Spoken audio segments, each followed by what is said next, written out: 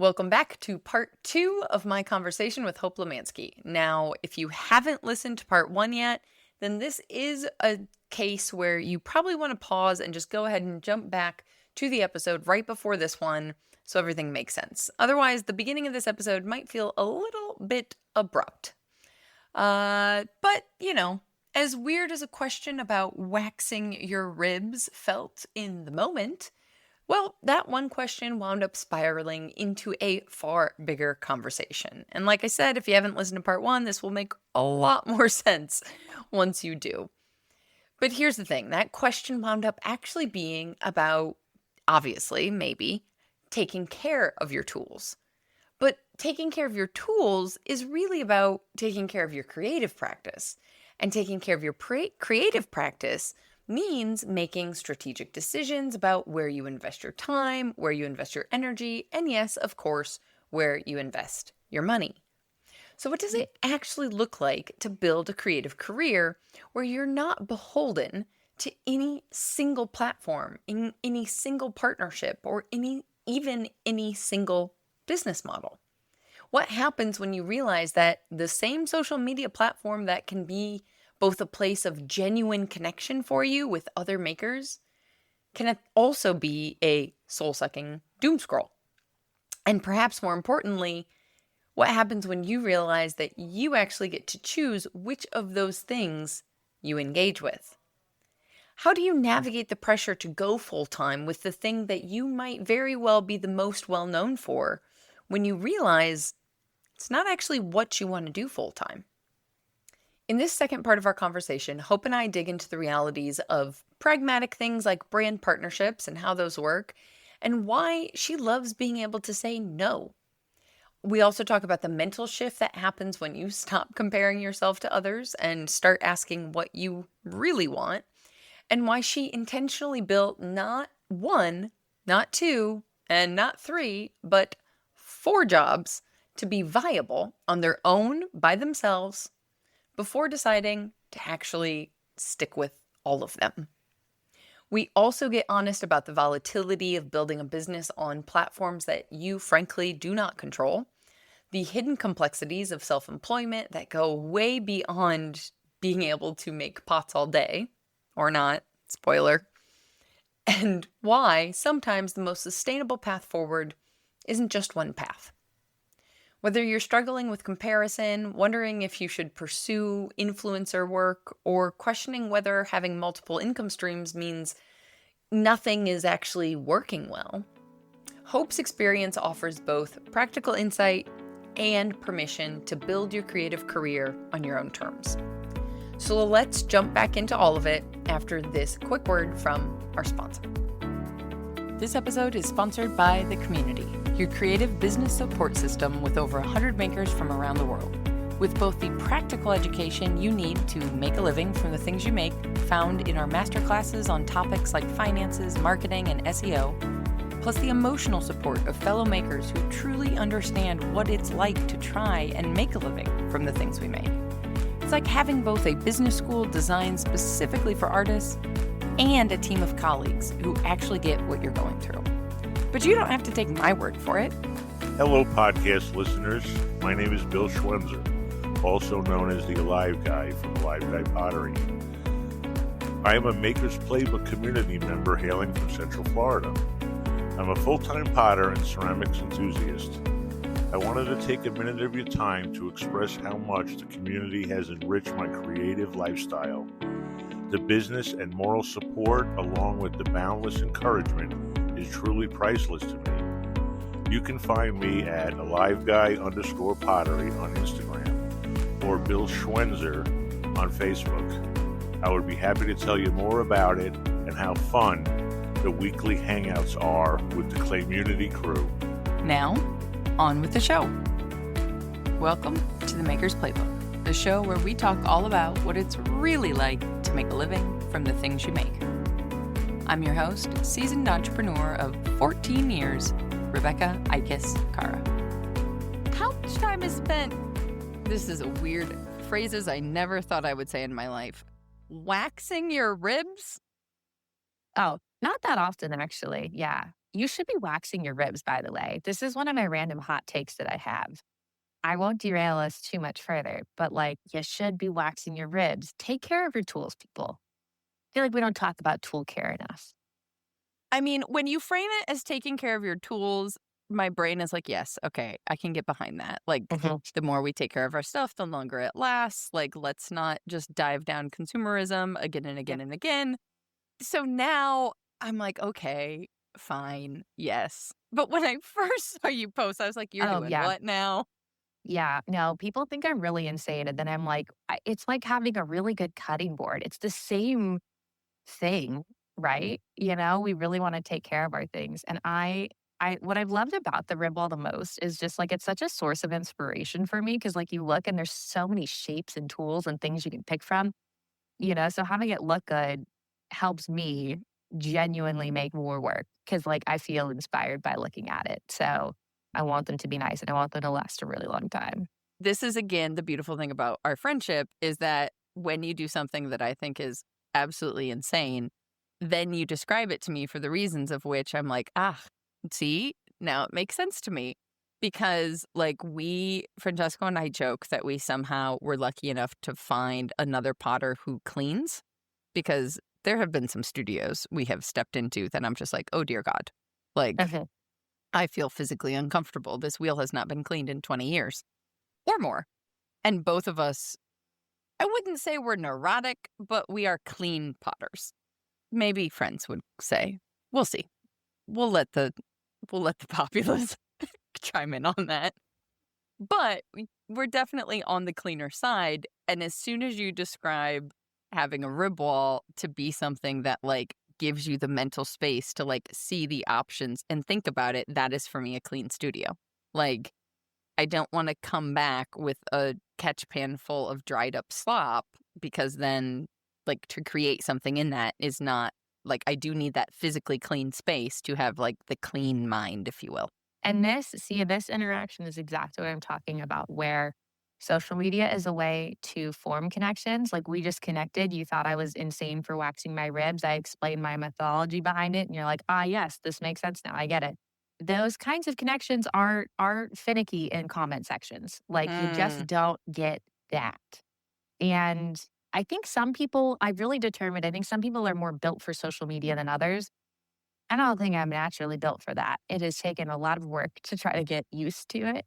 And even then, I struggle with a lot of things, but it can be such a tool for us to have these kinds of conversations.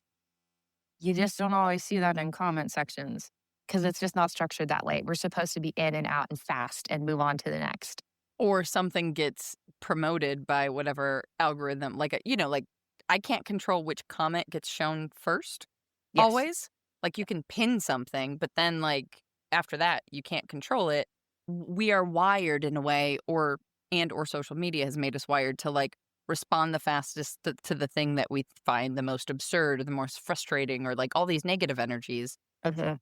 And this is something I've had to come to terms with in the last year as well in terms of like, I am going to hold on to my value that I am here to provide nuance. Like, that is the reason I started this, if I had to describe it in one word, I love that. is nuance. And because of that, if I'm going to say, right, this is the flag I am planting in the ground, this is what I'm here for, because of that, I have to come to terms with the fact that a lot of time I will only have so much reach on the internet. Because I could take some of the conversations we've had on the podcast over the last 4 or 5 years and splice out little sections and post those, and I am sure the reach, the following, all of these numbers would be drastically different. But it wouldn't be capturing the nuance of whatever somebody said 5 seconds later. And I see it happening more and more with podcasts. I see it happening with new podcasts in the pottery world, obviously outside of the pottery world. But when I see it happen in the pottery world, I'm like, "Mm, don't do it. No." Like, and I get it. I understand the business move. I just don't like it. I just have to accept that because that's not the game that I'm willing to play. But yep. I feel the same. I know some people that love interacting with comments that I would deem negative. And getting back to them and having replies is something that they like to do. We know that drives engagement because it quite literally is the definition of engagement. You're engaging with more people. I can't. That's not for me. Doesn't work for me. Doesn't make me happy. Doesn't do good things for me. And so I don't interact with them.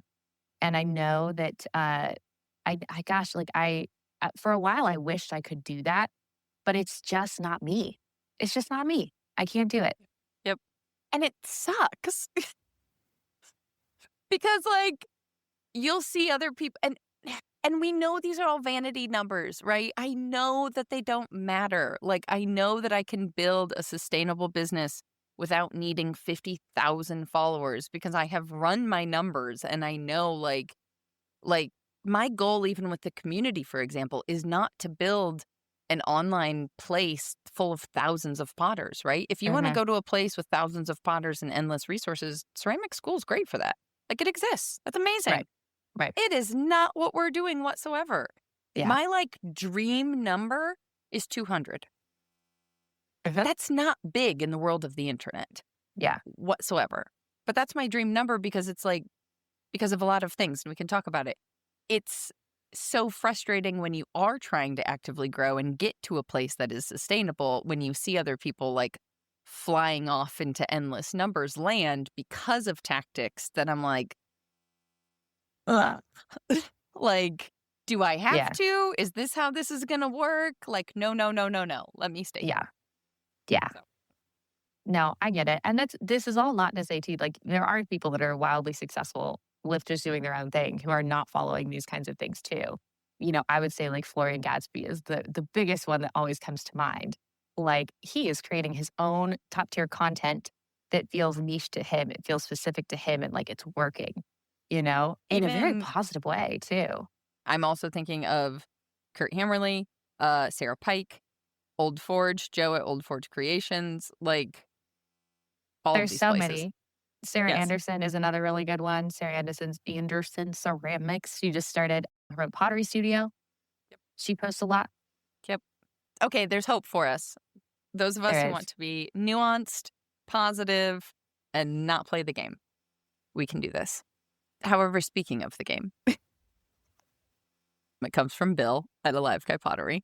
So, with all best of intentions, he was wondering if you would be up for talking more about your sponsorship and affiliate deals with suppliers. Like, if you actively seek them out, if you get approached more, if it has changed over time, that's my addition. You know, how all of that works because I do think there's definitely attraction in that for many potters out there. Yeah, for sure. I am more than happy to talk about it. I would say that another reason why I've decided I never want to do social media full time is because I love saying no. And saying no in the social media, like influencing spectrum, is very important, I think. And I realized that whenever I came to the place where I could do it full time, yes, you're going to get offers that are great, where you're like, I love the products, I love the thing, the offer's good, let's go. This is perfect partnership. But once you're relying on that solely for your income, we would all be lying if we weren't saying you're going to start to feel more tempted to say yes to things that maybe you don't want to, or really be like, well, is it a big pro con, And I never want to do that. I love getting to say no. I say no quite often now. And I think it's one of the things that makes me still really enjoy doing sponsorships because I really do only take on ones that I actually am fully on board with, that I really like, that I think are a good fit for me. Clay King has been my longest partner I think that I've had when it comes to social media. And what I love about them is they did approach me about it. And the way that it works is I'll do a sponsored video, but it's on literally whatever I want it to be on. They have never given me any creative directive. They've never told me, hey, can you talk about this specific tool? We need you to review this one. It's not that kind of thing. Now, they will tell me like a product is launching. If you'd like to talk about it, this is something new that's upcoming. So I get insights like that. But it is so much whatever I want. And it's because I give credit to Will as I think his proper title is director of social media, but I could be wrong. I know he wears a It lot of feels hats. right. It feels right. Yes. You It know, is now. If it wasn't his title before, it's definitely gonna be now. exactly. Unless it's a He's demotion, then we want Will to stay where he is, just to be clear. Yes, I want Will to wear the hats he wants to wear. I know him through the social media hat primarily. So, with that in mind, but he knows that the best promotions work when it's a product that you really want to promote. So, he has totally understood that it's important that I am reviewing things that I like to review. So, they've been one of my favorite people to work with long term because they just get it. They just get it. I'm not being pinholed into something that I'm not comfortable with or that I don't fully back. But again, that's why I like having the other jobs is because it does allow me to say no. And I do say no pretty often to things. Or I'll say, hey, can you let me try it? And then I'll get back with you and that kind of thing. And that's kind of a privilege that I get to do because I'm not relying on it solely for income. I love that distinction because I think it connects across many different things and not just social media collaborations, but it absolutely connects with the thing that I have said forever and ever amen long before I got back into pottery. Anytime ever anybody ever asked me like, if you could do it all over again, what would you do? How do you start? How does this work in terms of business and self-employment, which is like essentially keep a separate income. Like is Mhm. what you're saying. Like if you have another income, if you're not solely reliant on what you're making, the flexibility you have to make decisions differently, to pursue a creative idea just because you want to, instead of like, will it sell? Will it won't sell?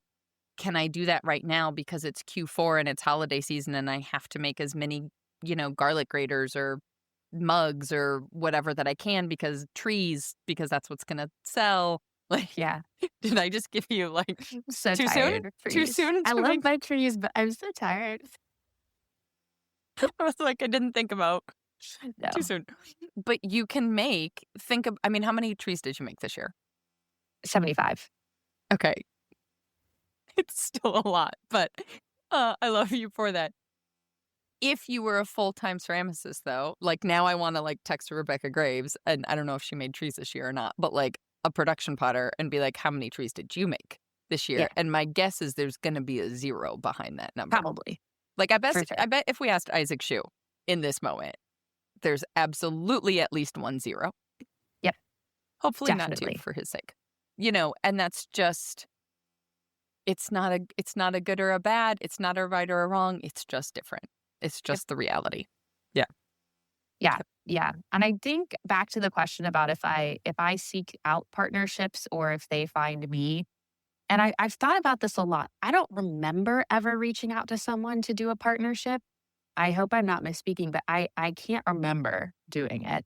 There are a lot of times when I try something and then things kind of organically form, so that happens, but I've never really called someone up and said, "Hey, do you wanna work together?" With the exception of Garrity Tools and I had already been working together for a year, and I was like, "I have got to ask them if I can design a rib." Like, it is on my bucket list to do. I have to shoot my shot, and I did. And so that I think is the only time that I've, like, asked. Other than that, though, a lot of it was I mean, I worked without making any money off of Instagram for, like, 2 years or something like that. I should say direct money off of Instagram because it was selling pots. So, like, Sure. You you were know, doing it the way I was doing social. Yeah. yes. Yeah. Yeah. I mean, that's the other piece. Not to reopen this because we have to keep moving on. But that's the other crazy piece to me about influencer side of things is like the amount of time it takes to get to an audience size that makes it viable.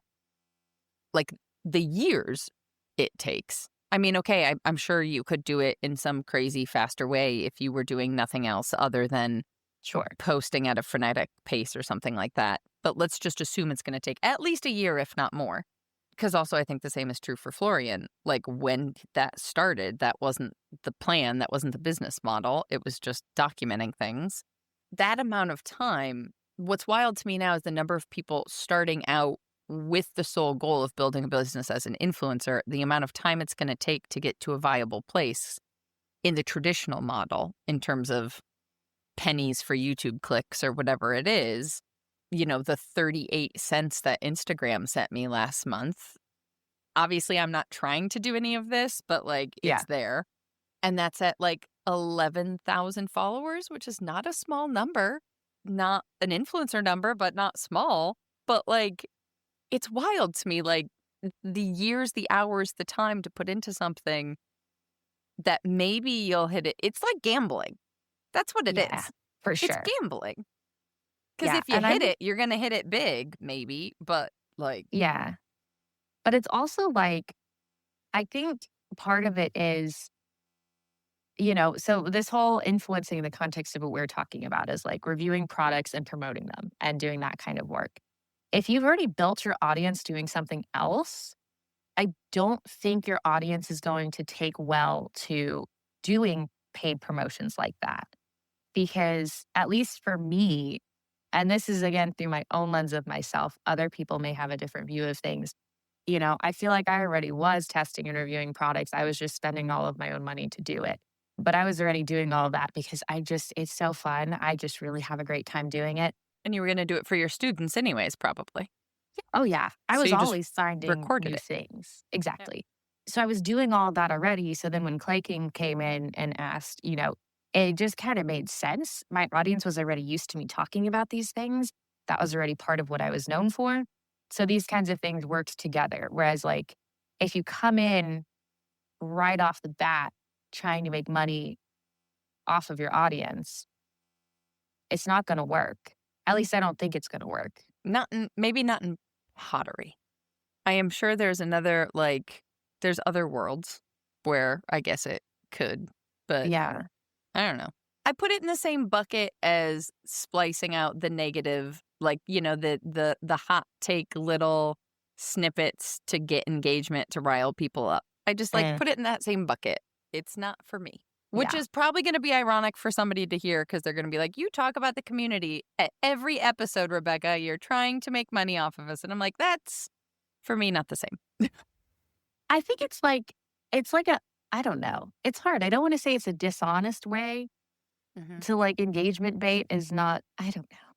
I don't know. I know. I'd have to think about the way to say all of this because I think we both, I don't know, I have a lot of thoughts, but I don't know how to articulate them yet. I know it's a slippery slope because we're both actively building businesses, earning, like creating revenue from what we do on the internet. But I think also we were both already doing it before there was any revenue behind it, Yes. right? Like Yep. the podcast existed for more than a year before I even put pen to paper for a course. Yeah. It continues to exist for free consumption. The idea of a membership didn't even come to my mind until a couple of years in when it was just like this reoccurring conversation with people and realizing like, a one-on-one email with me, I'm happy to do, but how much more fruitful this conversation be in a group dynamic with Hmm. multiple inputs and multiple experiences and, like it is from a place of a desire to help, but we have to figure out how to make it sustainable. You can't put in the amount of resources and effort that we both want to always be doing to Yeah. make it as good as we know that it can be. You just can't do without, like, Yeah. I mean, the cost of the platform the community's hosted on alone would not, I can't just pay out of my pocket for. Like, it's just, No, I mean, people want me to review kilns all the time. I know. And I don't mean to laugh at anyone. Like, that's not what I mean. no, but it's like, I am a teacher and You yeah, also they don't exactly have a 30-day return policy. I mean, maybe they do, but, like, freight shipping is not like a yeah. $5 return shipping fee. No, no. And, yeah, I mean, luckily that opportunity did present itself once. So I have gotten to do a thorough kiln review one time. And hopefully that satisfied everyone. But there's Mm, stuff like that where you're like, you you do definitely just reach a opened a point. Pandora's box with that one. I mean, I loved working with L&L. We were best buds. Subtle plug for their plug and fire. Like you do reach a point with some of it where it's like, if what you really want from me is to continue to test out tools, yeah, it's gotta be easier to do that more frequently when I'm making some kind of an income off of it. which is what happens through partnerships and sponsors and that kind of thing. So, I also think, and I think we talked about this a little bit 2 years ago, but I'm sure it is, you know, all the more realistic now. There is this weird shift now with the proliferation of content on the internet of missing the time it takes to create it. Because also the ways in which it's created vary widely, right? Like you can do a podcast without any editing, without any kind of, I think Spotify, you can host stuff for free. Like there's a way to do it with basically you use whatever microphone that you have. You don't have to buy, I don't have a fancy microphone. You don't have to buy a Yeti or anything. You open up a laptop, you start recording, you hit publish, and it's out in the world. And you can do that. There is nothing wrong with that. It's not what I feel confident doing. And uh like the way I want to present something. The way, and this is a want, this is a like comfort level for me, this is a confidence level for me, but like what I want to put out into the world is just a different production and then takes other time and takes other resources. And so I think the tricky thing with the internet now is like for the people that are putting that in, there has to be some way that we make it sustainable. And it's so much faster to consume the stuff that is free than it is to make it. And I'm losing my train of thought here now. I'm rambling too much. What I'm getting No, at that is last like, line was so good. okay. Well, what I was trying to get at, and this is not a frequent thing, so I don't want anybody to think this is me like bemoaning anything whatsoever, because it does not frequently happen to me where somebody's asking for more, and I have to draw a boundary. But what does sometimes happen is the reverse, and I feel so seen and so appreciated because I get emails from other potters or from people listening or on Instagram that's like, I'm sure this takes you so much time. Thank you so much. And it's just that little recognition. And that's not anybody who's bought a course or joined the community or done anything. All they've done is taken 30 seconds out of their day to say, like, I see you. I see how much time this takes, even though I don't even know exactly how much time it takes. And thank you. And that just shifts everything in a totally different way than what typically happens online. And again, I don't get negative stuff. Like I don't get a lot of like more. So to be clear. But yeah, I don't know. Yeah, I do get some more, but I also get people that are like, you do so much more. Are you okay? So Hi, it's we me. have we have both going on there. Right. Right. But yeah, I think the thing that I've liked about the partnerships that I've done is like it's not costing anyone anything more to watch my videos. Like they're not, I take on partnerships where like it doesn't really impact the audience in any way, which I've always liked too. Cause I do then view it as like, like we were saying, you want more tool reviews, I can do more tool reviews. It's very great to partner with tool companies that can help me do that. So that's something that I've always like enjoyed about it is like, I hope it's not taking away from anyone's experience with it because I don't think it should, you know? I don't know. I want to track back to a second. You were talking about like your own confidence with the decisions that you make and your own confidence with the things that you do. And that's been something interesting to see from the Blue Bucket side of things because I obviously run all of that social media there. Some people will ask us, they're like, oh, I want to do a giveaway. Can I have one of your products? But it's someone who's never purchased anything from us or done anything with us. I have not approached brands in that way before. I don't think it's necessarily a bad way to do things. It's just different than my own level of comfort with what I do, if that makes sense. But it's been interesting because I don't even think I really knew that you could do that. Like, I don't know, like it never crossed my mind that you could ask people for that, if that makes sense. So that's been an interesting thing to see through that other job is like the way that other people go about it. I've had someone else who was like, they've bought our system, they've used our system, they've loved it. They're like, hey, do you guys ever do any kind of like partnership thing? And at that time, we were like so brand new and still we're working on it. We're like, we want to. You're awesome. Like, we love that you love it. We don't know how to do that yet. So we're still working out our own things there. But, I think that's another way to approach things where, again, it's like, I use a lot of products. I love them. I've not really approached companies and said, "Hey, do you have like a brand partnership thing?" Like, I love that they did that because it did have us sit back and go, "We should totally be working on something like this for our own company?" So again, there's different approaches to it that I just never registered because we only have one brain. Not everything gets through it. So You only have a few things going on to think about. yeah. This actually connects back to a larger conversation I feel like I've heard multiple times through the years, not any one person, but multiple people, in that, like, doing something you would do anyways, right? Doing something like what we were just saying a little bit ago of like what we've put out into the world years before anything money was ever attached to it, we would still be doing anyway. I love having these conversations. When things changed earlier this year with sponsorship and stuff for us, I didn't stop the podcast. I was always going to keep doing it. It's just we don't break even anymore. Oopsie. The math isn't mathing, but that's okay. And it connects to even deeper conversation. I remember talking to Camille on the very first episode of the podcast, which makes me slightly nervous to tell people about because Lord knows how bad of an interviewer I was or how bad the editing is. But if you go back, just listen with a kind heart, please and thank you. Making what you want to make, and then if you want to sell it, figuring out the audience later.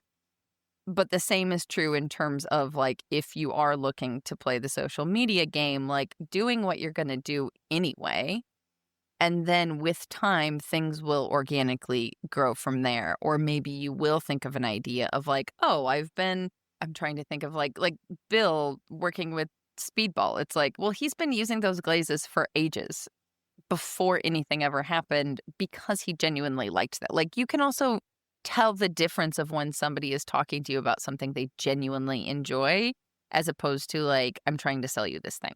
But I think all of these things connect, as terribly as I am of drawing this through line in terms of, like, making what you want to make, period, and then figuring out how to talk about it and selling it later applies to the ceramics we make, applies to the content, applies to all of it.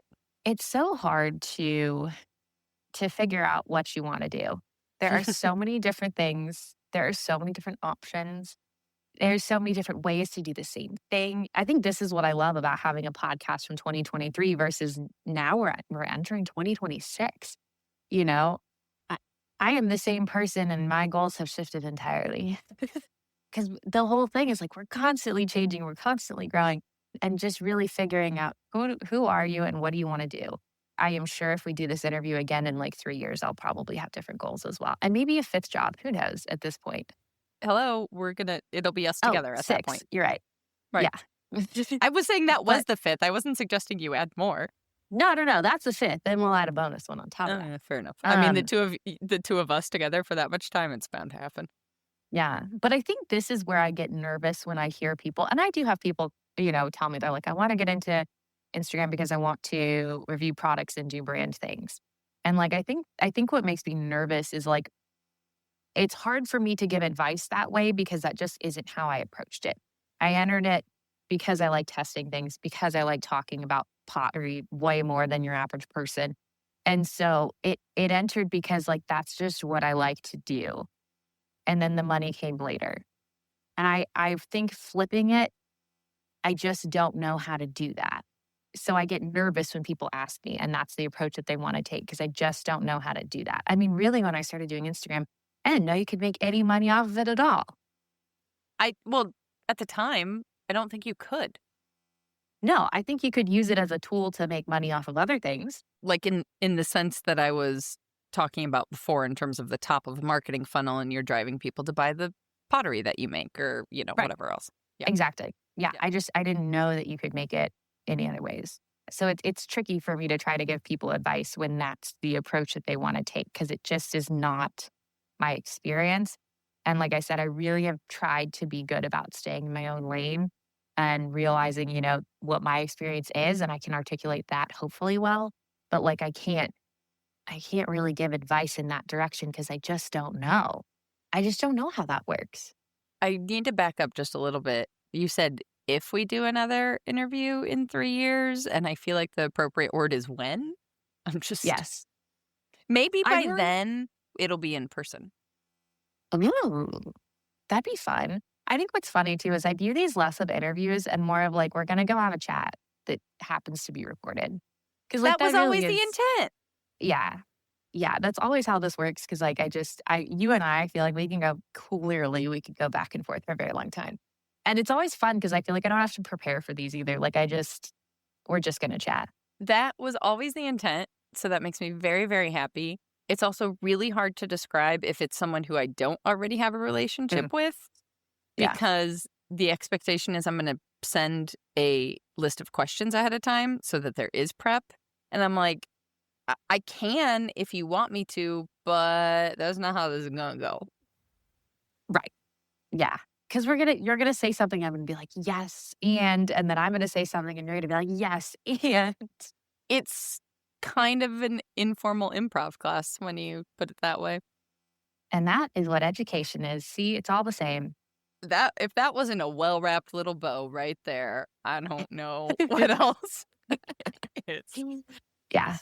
Oh my goodness. Well, I think we got all of the questions that were submitted, which was my first and foremost focus because I knew otherwise I was going to get absolutely taken away Mhm. and forget things and then feel really bad about it. So, dare I ask this very open-ended question when I have used a large portion of your very precious break from school? We started with what hasn't changed. We went to what has changed. Is there something that we didn't actually talk about in either of those camps that you wish people knew? Mm, that's a great question. Hmm. I don't know. We've covered so many things that it's tricky, I right? always feel like I get stuck on social media with you, which, like, obviously, zero surprises, but you are a whole human. So, Yeah. I appreciate that your acknowledgement of my whole humanness.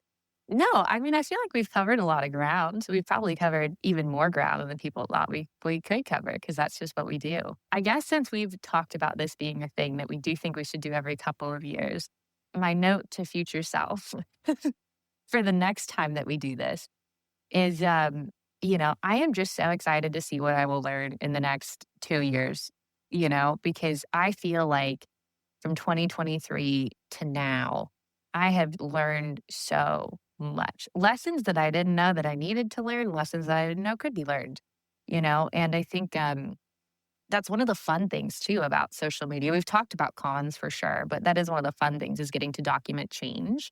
Or I guess you're documenting where you are now and then you see the change later on, looking back. So yeah, I think, listening to my 2023 interview, I cringed a little bit.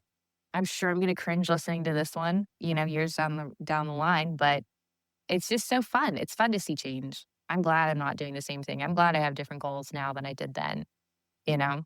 I'm so impressed that you went back and listened because, contrary to popular belief, the number of people who are like, I would love to do a podcast, but I hate the sound of my own voice. Or if I asked them to be interviewed and they would be like, oh, that's so sweet, but I hate the sound of my own voice. So do I. Like, it is a scientifically proven thing. We all do. And so I cannot go back to all of them and re listen because Yeah. no, I just I can't. don't. I usually don't because we've talked about this in the past. Just like, with the nature of what I do, I'm editing a video, I can go back and redo the audio 6 times. It doesn't matter. These are not really that way.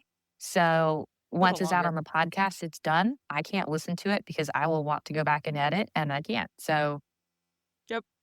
I don't know the timing of when this is going to come out versus when an episode I was interviewed in was going to come out, but I would just like to acknowledge for anyone I have interviewed who is listening, I reminded myself of the like depth of guttural discomfort and slight fear when you stop recording and you walk away and you're like, "Oh my god, what did I just say?"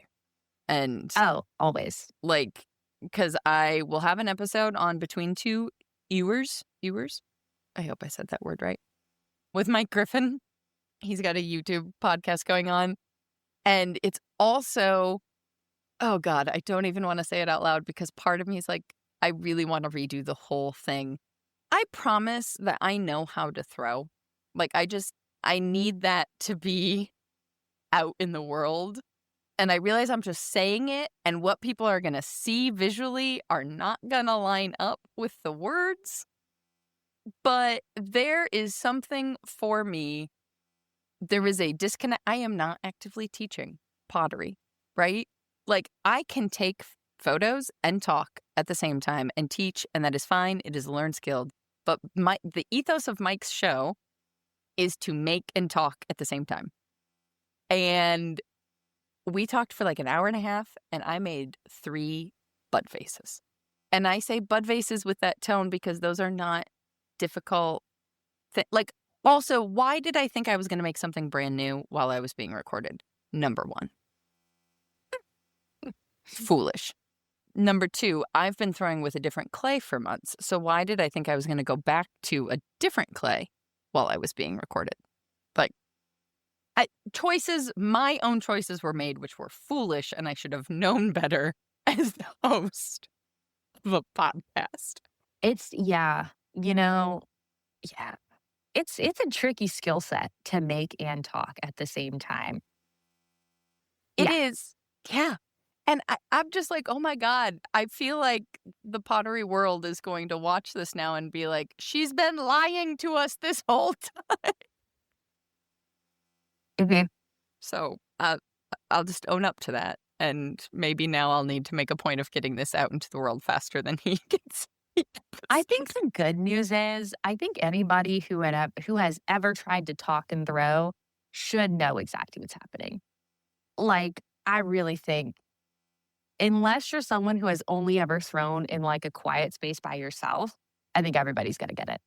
Let's hope so. Yeah. Well, it's just, I mean, I have the same problem just when I try to record myself. Why do you think there's not that any recordings of me throwing on the socials? Like, because I'm so aware of of there being a camera, of there being something else, that I'm not focused on what I'm doing. And I make I would say stupid mistakes. Yeah, no, with my line of jobs, it's rare that I'm throwing and not having anyone watching. Like, that's the odd time for me, when there's not a camera or a person. Mm-hmm.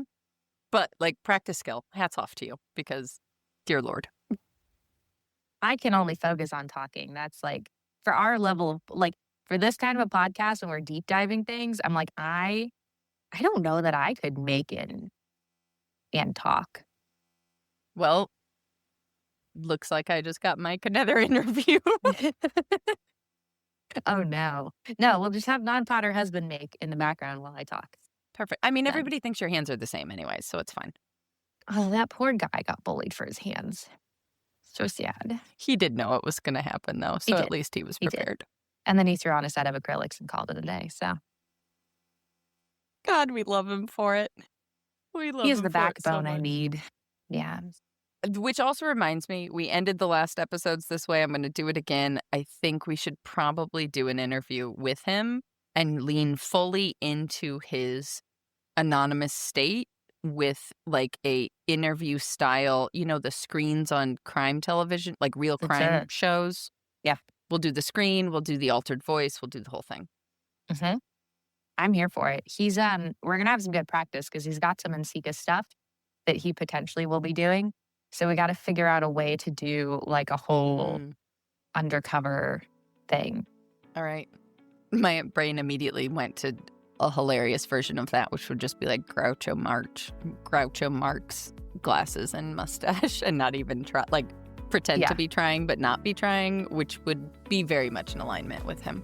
Yeah, I'm in the same avenue, but I went Hannah Montana. It was like he's got like the Miley off screen and then the Hannah, and everyone's like, whoa, away, different person.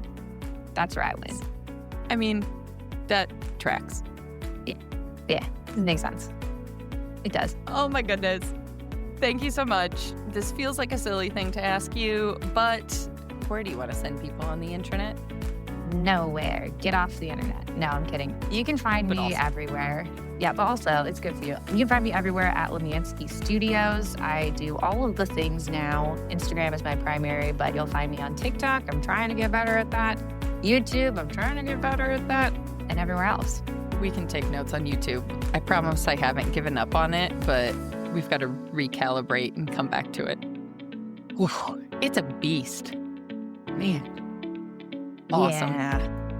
We need a collaborative interview with someone who's really good at YouTube, because I want to just pick their brain. I mean, I did have Jamar Diggs on, who's not a potter, but he's a YouTube specialist, and he's great, and he's very, low lift approach to it. But I think what it comes down to is we have to accept the low lift, and we both know how good we're both at that. I know, that's what you're talking about. We're great. All right. Thank you. Oh, I can't wait to hug you. Yeah, me too. And for the people listening, if you made it this long, thank you. I hope this conversation has given you permission to build your creative career in a way that actually serves you, not in a way that may or may not look good on paper, or even in a way that matches what everyone else seems to be doing, even if they seem to be successful. Because here's the thing. If you've been feeling guilty about not going full-time with the thing that you feel really well known for, at least on the internet, it's okay to realize that that's not actually your goal. If you've been turning down opportunities and wondering if you're making a mistake, it's okay to trust that saying no to work that doesn't serve you or feel like it aligns is actually the whole point of having options. If you've been worried that juggling multiple jobs means that you're somehow less successful or none of them are successful, quote unquote, it's okay to recognize that you might have intentionally built things this way because that's what gives you the freedom to make choices based on what you want rather than what you need or maybe even have to do for financial reasons or otherwise. Now, before we keep going here, I want to mention that there is a lot of advice out there that talks about multiple income streams. And while, yes, you could listen to these last 2 episodes of me chatting with Hope and take away a reinforcement of the advice about multiple income streams. But I hope, pun not intended, that it's not entirely what you take away. Because trying to build too many things at once can also lead you straight into burnout. Ask me how I know. So I want to make it clear that Hope did not start all 4 of her jobs she now has at once. She didn't even start 3 of them, or quite frankly, 2 of them all at one time. She started with making the work she loved to make. And then that naturally led to teaching after college. And then once teaching got into a groove there, she started with social media, or put more appropriately, teaching went virtual because of COVID, and then social media naturally grew out of that. It was kind of easy to take what was being recorded for school and then share it in a slightly different way. And only just recently, when all of that was already in a groove, in a routine, something that felt relatively, I'm going to use the word easy, loosely, not literally, but just was kind of fluid. She was used to it. Only recently did she add this 4th venture of Blue Bucket Tools, and as she pointed out, she's not doing that all by herself. So yes, there is value to multiple income streams. Many of the benefits we've heard from Hope about in this interview, but also a gentle word of caution as to how you approach going about growing multiple income streams.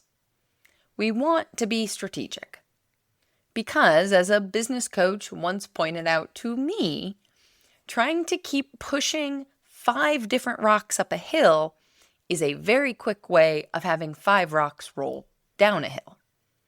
But if you focus just on one, pushing it up to the top will still be hard work, but it will be possible.